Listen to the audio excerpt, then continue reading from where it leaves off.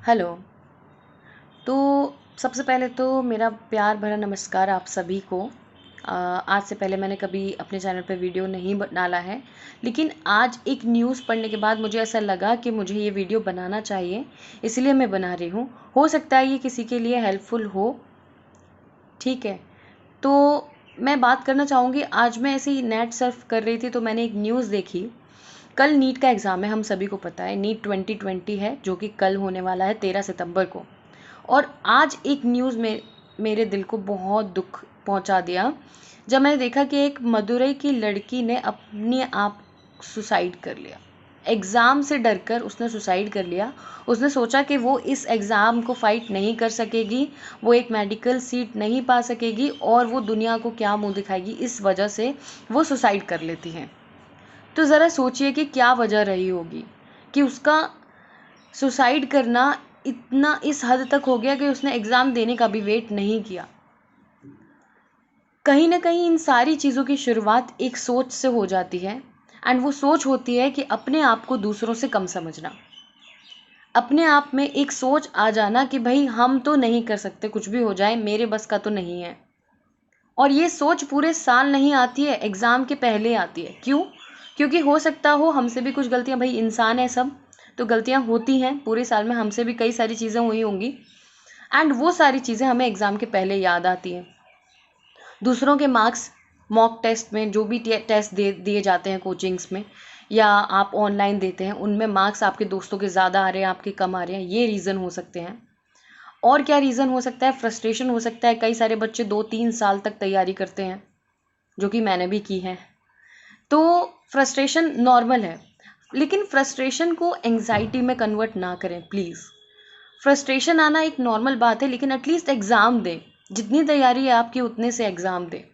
बहुत सारे बच्चे क्या करते हैं, एग्ज़ाम से डर जाते हैं, एग्ज़ाम नहीं देते, लेकिन ऐसा नहीं करना चाहिए। अब ज़रा सोचिए कि इसमें किसकी गलती है। इसमें उस अकेली लड़की की गलती नहीं है, इसमें बहुत सारे लोग इन्वॉल्व हो सकते हैं। इसमें पेरेंट्स इन्वॉल्व हो सकते हैं, टीचर इन्वॉल्व हो सकते हैं, और दोस्त इन्वॉल्व हो सकते हैं, and most important relatives involve हो सकते हैं।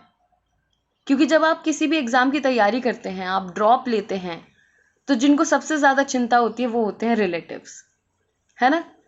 समय समय पर हर चीज़ अपडेट होनी ही चाहिए, उनको पता होना चाहिए क्या चल रहा है। और यहीं पे एक बच्चा अपने आप को हारा हुआ सा महसूस करता है। उसको लगने लगता है कि वो उसकी वजह से अपने पेरेंट्स को वो अच्छे से रिप्रेजेंट नहीं कर पा रहा है, या उसके पेरेंट्स को नीचे देखना पड़ रहा है। उसके मार्क्स नहीं आ रहे, वो सिलेक्ट नहीं हो पाएगा, तो वो क्या करेगा आगे जाके।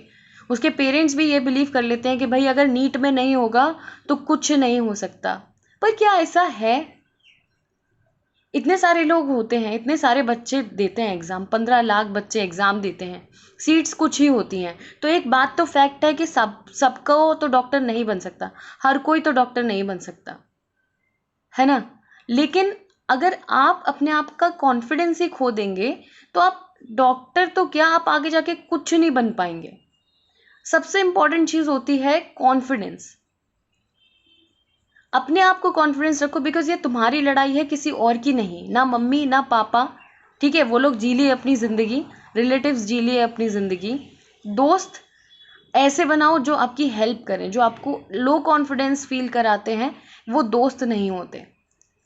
और टीचर से खुल के बात करना चाहिए। इस दुनिया में दो चीज़ें हैं, एक टीचर और एक डॉक्टर, जिनसे शायद कुछ नहीं छुपाना चाहिए, क्योंकि आपकी परेशानियों का हल उन्हीं के पास होता है। तो मैं आपसे बस इतना कहना चाहूँगी कि कल जो एग्ज़ाम है, आज जितने भी बच्चे मुझे देख रहे हैं, मैं उनसे सिर्फ यही कहना चाहूँगी कि कल आपका एग्ज़ाम है, आप प्रॉपरली तरीके से एग्ज़ाम दीजिए, कॉन्फिडेंट रहिए। जितनी आपने तैयारी की है, अगर आपने ईमानदारी से तैयारी की है, तो आपका सिर्फ कॉन्फिडेंस लो हो रहा है, आपको सब आता है। और अगर आपने ईमानदारी से तैयारी नहीं की तो कोई बात नहीं है, आपको रियलाइज़ हो रहा है अगर इस बार कि नहीं मेरे से कुछ गलतियाँ हुई हैं, तो उनको सुधारिए। उनको सुधारने के लिए 1 साल और लगेगा तो कोई बात नहीं है, लेकिन वो हमारे मन में होना चाहिए कि हमें ये चीज़ करनी है।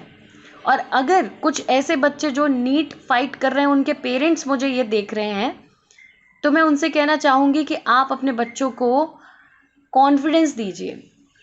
कॉन्फिडेंस के बिना इस दुनिया में कुछ नहीं हो सकता। कॉन्फिडेंस के बिना मैं एक कदम भी नहीं चल सकती, आप एक कदम भी नहीं चल सकते अगर आपको कॉन्फिडेंस नहीं होगा तो। और जब हम अपने बच्चों को ही लो कॉन्फिडेंट फील करा देते हैं ना, तो वो दुनिया में अपने आप को रिप्रेजेंट करने लायक समझते ही नहीं हैं। उनको लगता है कि उनको कुछ आता ही नहीं है।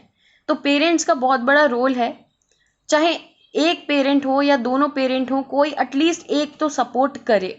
समझाना, बात करना ही सल्यूशन होता है।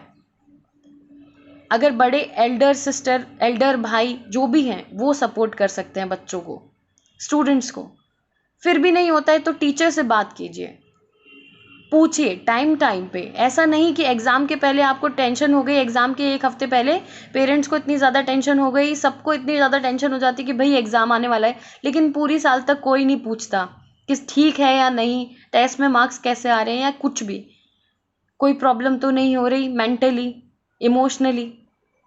क्योंकि आज के ज़माने के बच्चों की लाइफ में बहुत सारी चीज़ें चलती हैं, तो आपको और हमको उनके साथ चलना होगा, उन्हें समझना होगा, तब जाके वो अपनी लाइफ में कुछ अच्छा कर पाएंगे, अगर आप एक्सपेक्ट करते हैं कि आपका बच्चा कुछ करे आगे जाके। एंड बाकी मैं बच्चों से यही कहना चाहूँगी कि कल आपका एग्ज़ाम है, ये लड़ाई आपकी है, आपको करनी है, तो आप इस तरीके से एग्ज़ाम दीजिए कि आपने जो पूरी साल पढ़ा है वो वेस्ट ना जाए। ठीक, जितना पढ़ा है, जैसा पढ़ा है, आज सिर्फ उसको रिवाइज करें और कल अच्छे मन से एग्ज़ाम दे के जाएं। ठीक है, और एग्ज़ाम के बाद इस चीज़ को भूल जाइए कि अब क्या होगा, क्योंकि आपने जब एग्ज़ाम दे दिया अब उसके बाद कुछ चेंज नहीं हो सकता है। ठीक, सिलेक्शन होता है, अच्छी बात है, इस जंग को जीतते हो अच्छी बात है, और नहीं जीत पाते तो उसके आगे भी दो रास्ते होते हैं, या तो कुछ नया करने का ट्राई कर लो जिसमें पेरेंट्स सपोर्ट भी करें। ठीक है, और अगर नहीं है तो आप एक और बार ट्राई कर सकते हैं, आपके मार्क्स बोलते हैं। अगर मार्क्स में बहुत ज़्यादा अंतर नहीं आता है कट ऑफ से, तो ही अगला ड्रॉप और ये सारी चीज़ें करनी चाहिए। और अगर मार्क्स में बहुत ज़्यादा अंतर है और आपने दिल लगा के पढ़ाई की, उसके बाद भी नहीं हो पा रहा, तो बेटा सिंपल सी बात है कि अपना दूसरा फील्ड चुनिए।